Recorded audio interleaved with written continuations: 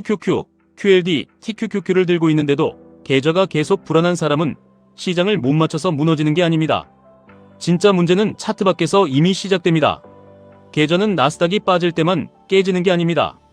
월급 들어온 다음날 배달앱에서 깨지고, 기분 안 좋은 날 충동구매에서 깨지고, 남들이 사는 걸 따라 사는 순간 깨지고, 계획에 없던 지출이 반복될 때 천천히 깨집니다.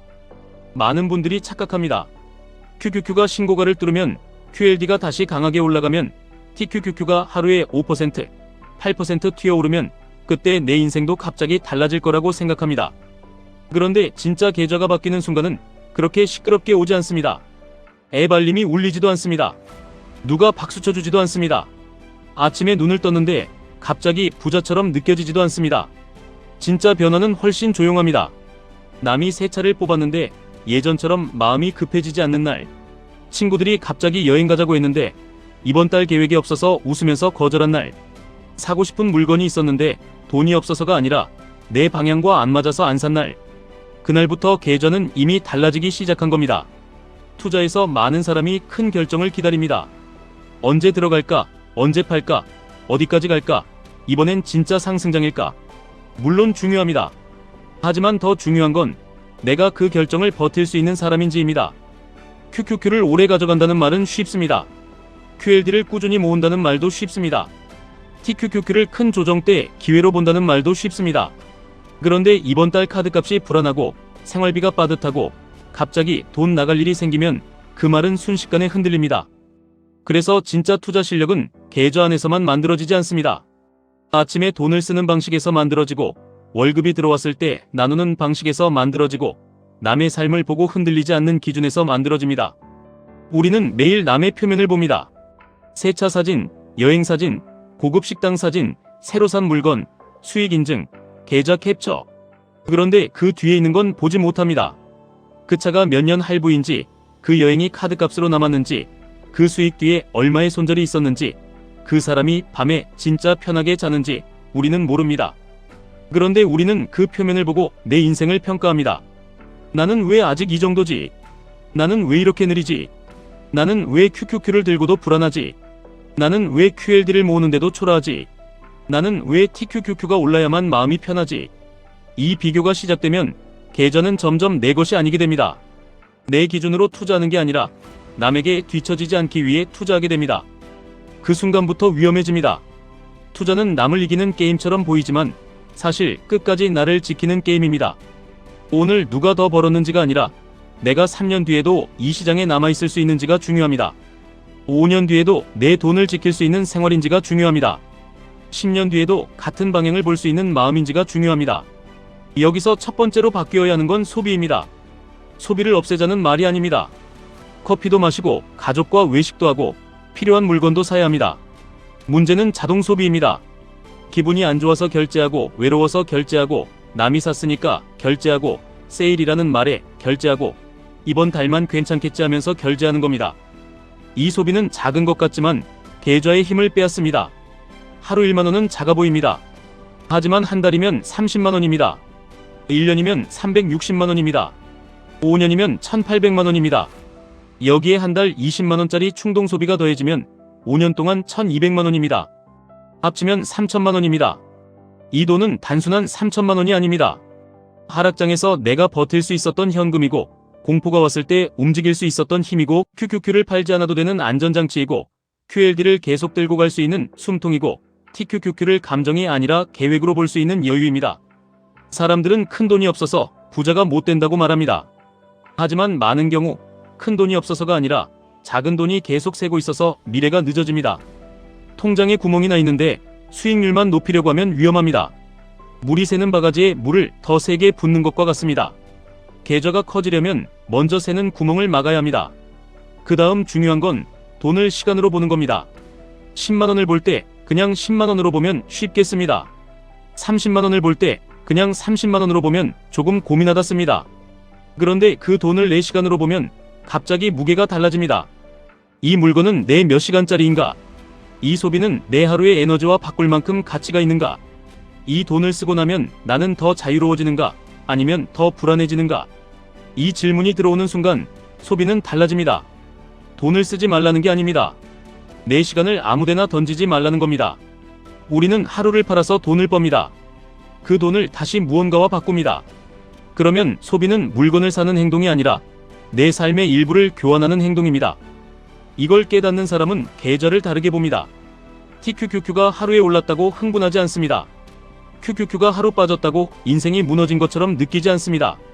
QLD가 흔들린다고 바로 자기 선택을 의심하지 않습니다. 왜냐하면 그 돈이 단순한 숫자가 아니라 내 시간이고 내 노동이고 내 가족의 미래이고 내 5년 뒤 선택권이라는 걸 알기 때문입니다. 그래서 투자자가 진짜 강해지는 순간은 더 많이 하는 순간이 아닙니다. 더 천천히 쓰기 시작하는 순간입니다.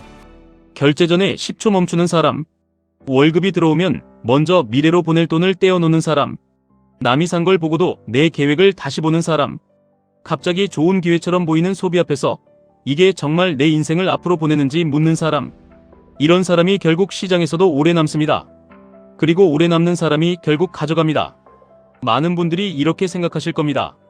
그래도 너무 안 쓰고 살면 인생이 재미없지 않나? 맞습니다. 그래서 핵심은 절약이 아니라 선택입니다. 내가 진짜 좋아하는 것에는 쓰십시오. 가족과의 시간, 건강, 배움, 일의 생산성, 삶의 질을 실제로 올려주는 것에는 쓰십시오. 하지만 남에게 보여주기 위한 소비, 기분을 덮기 위한 소비, 불안을 감추기 위한 소비, 남들이 하니까 따라하는 소비는 줄여야 합니다. 이 차이가 큽니다. 돈을 쓰고 나서 삶이 선명해지는 소비가 있습니다. 반대로 돈을 쓰고 나서 잠깐 기분만 올라갔다가 다음 달 카드값으로 마음이 무거워지는 소비가 있습니다. 전자는 삶을 키우고 후자는 계절을 갉아먹습니다. 투자자는 이걸 구분해야 합니다. 왜냐하면 시장은 반드시 흔들리기 때문입니다. QQQ가 계속 오르기만 하는 구간은 없습니다. QLD가 늘 편하게만 가는 구간도 없습니다. TQQQ는 더 말할 필요도 없습니다. 진짜 하락이 오면 그때 필요한 건 대단한 말이 아닙니다. 생활이 무너지지 않는 구조입니다. 갑자기 병원비가 나와도 계절을 팔지 않아도 되는 구조. 집에 예상 못한 돈이 들어가도 투자 계획을 깨지 않아도 되는 구조. 월급 전까지 버티느라 신용카드에 매달리지 않아도 되는 구조. 이게 있어야 시장에서 버팁니다. 그래서 비상금은 단순한 현금이 아닙니다. 비상금은 멘탈입니다. 비상금은 판단력입니다. 비상금은 하락장에서 내 손을 묶어주는 안전벨트입니다. 비상금이 없는 사람은 작은 문제도 위기로 느낍니다. 갑자기 30만원이 나가도 흔들립니다. 갑자기 100만원이 필요하면 계절을 봅니다. 그때 시장이 빠져 있으면 팔고 싶어집니다. 그러면 좋은 자산을 나쁜 타이밍에 팔게 됩니다. 반대로 비상금이 있는 사람은 다릅니다. 문제는 짜증나지만 위기는 아닙니다. 처리하고 다시 채우면 됩니다. 이 차이가 계절을 지킵니다. 계절을 지킨다는 건 대단한 예측을 한다는 뜻이 아닙니다. 팔지 않아도 되는 상황을 미리 만들어두는 겁니다. 그리고 또 하나, 수입이 늘 때 조심해야 합니다. 사람은 돈을 더 벌면 여유로워질 것 같지만 자동으로 그렇게 되지 않습니다. 월급이 30만원 늘면 커피가 늘고 배달이 늘고 구독이 늘고 택시가 늘고 작은 사치가 늘어납니다. 월급이 100만원 늘어도 똑같습니다. 처음엔 좋아 보입니다. 삶의 질이 올라간 것 같습니다. 그런데 몇 달 지나면 이상합니다. 분명 더 버는데 남는 돈은 똑같습니다. 계좌는 그대로입니다. 불안도 그대로입니다. 이게 가장 무서운 함정입니다. 수입이 늘었는데 미래가 안 늘어나는 겁니다. 그래서 돈을 더 벌 때마다 전부 현재로 보내면 안 됩니다. 일부는 반드시 미래로 보내야 합니다. 내가 더 벌게 된 만큼 내 미래도 같이 커져야 합니다. 남들에게 보이는 생활만 커지고 보이지 않는 계좌가 그대로라면 그건 성장한 게 아닙니다. 껍데기만 커진 겁니다. 진짜 성장은 반대입니다.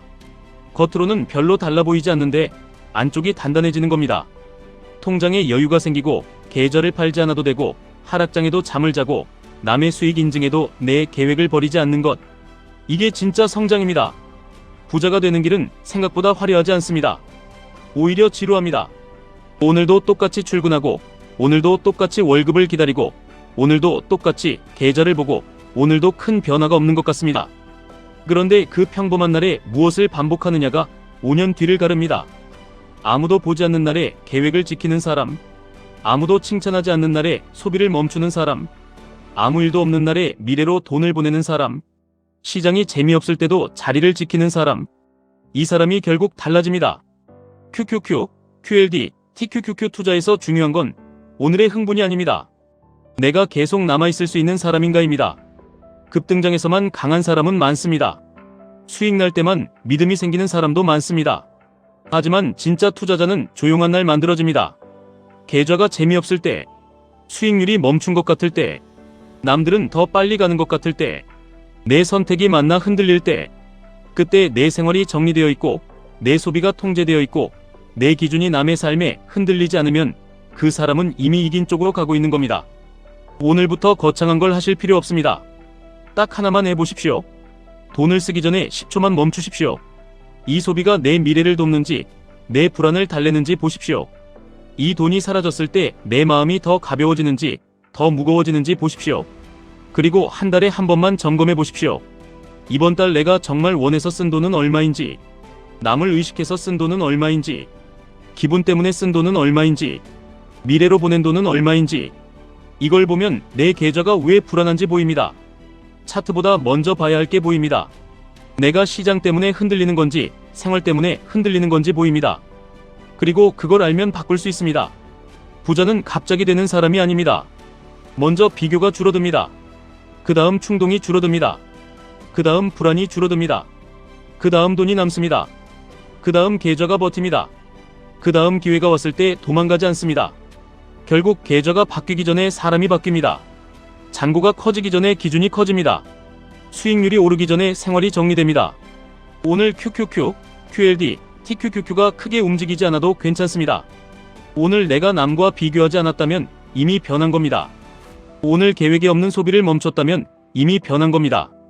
오늘 돈을 시간으로 보기 시작했다면 이미 변한 겁니다.